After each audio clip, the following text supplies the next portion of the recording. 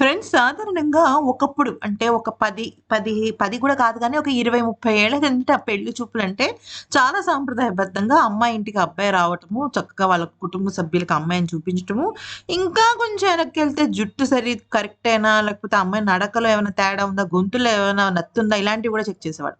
కానీ ఇప్పటి రోజుల్లో ఎలా ఉంది పెళ్లి చూపులనేది గనుక చూస్తే ఒక గెట్ టుగెదర్ లాగా ఉంటుంది.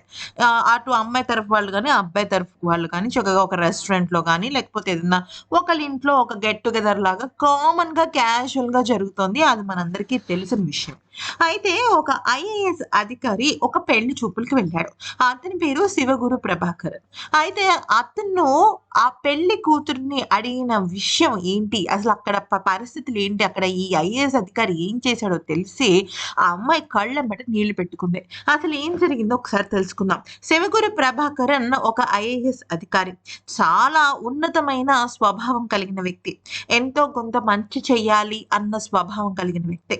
అయితే ఈ శివగురు ప్రభాకరన్ ఒకరోజు అంటే తను ఐఏఎస్‌గా స్థిరపడిన తర్వాత ఒక డిప్యూటీ కలెక్టర్‌గా ఉన్న తర్వాత అంటే ఇతను తమిళనాడుకి చెందిన వ్యక్తి అన్నమాట. అయితే ఏమైందంటే తను పెళ్లి చేసుకోమని కుటుంబ సభ్యులు ఒత్తిడి తీసుకొస్తుంటే సరే అని చెప్పేసి ఒకరింటికి పెళ్లి చూపులకెళ్ళాడు.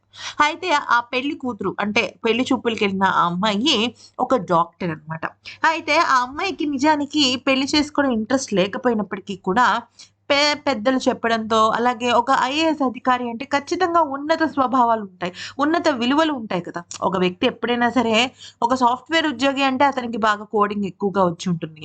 ఒక బ్యాంక్ ఆఫీసర్ అంటే అతనికి ఎక్కువగా డబ్బు విలువ తెలిసుంటుంది. కానీ ఒక ఐఏఎస్ ఆఫీసర్ అంటే ఖచ్చితంగా మానవతా విలువలు తెలిసుంటాయి.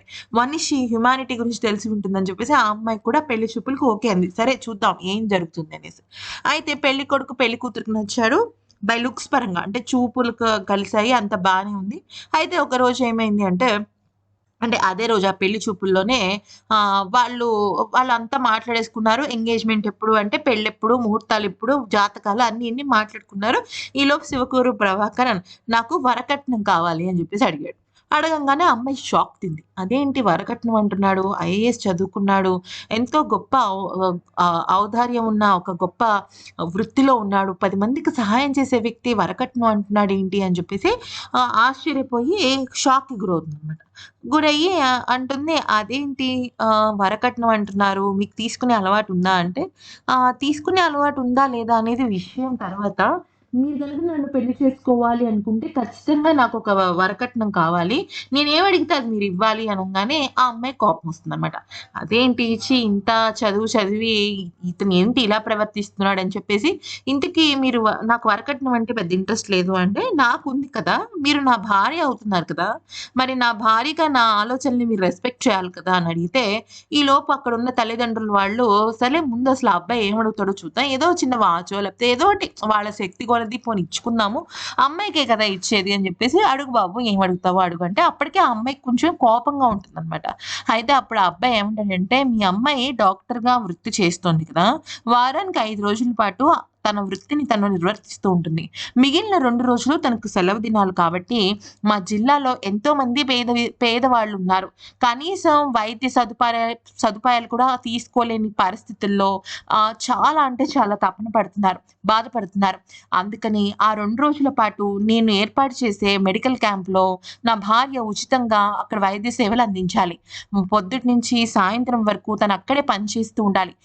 ప్రతి వారం 2 రోజుల పాటు అలా చేయాలి. దీనికి తనకు ఇష్టమేనా? ఇదే నాకు తనిచ్చే వరకట్నం అనంగానే ఆ అమ్మాయి కళ్ళలోంచి అలా నీళ్లొచ్చేస్తాయన్నమాట. అంటే ఇంత అపార్థం చేసుకున్నానా నేను ఈ అబ్బాయిని? ఇంత గొప్ప విలువలు కలిగిన మనిషి తను మరొక్కసారి నిరూపించుకున్నాడు. ఇంత సేవాభావం ఉన్న తనని నేనెందుకు అపార్థం చేసుకున్నాను అని చెప్పేసి ఏడ్చేసి, నాకు చాలా ఇష్టం ఇలాంటి పనులంటే నేను మీతో పెళ్ళికి ఓకే అనంగానే పెళ్ళికి ఓకే చేసేసి, వాళ్ళిద్దరూ ఒక ఆదర్శ దంపతుల్లాగానే ఎంతోమంది పేదవాళ్ళకి ఉచితంగా వైద్యం అందించడమే కాకుండా గొప్పగా ఆదర్శమూర్తులుగా నిలిచారు. ఈ వీడియో నచ్చితే లైక్, షేర్ అండ్ సబ్స్క్రైబ్.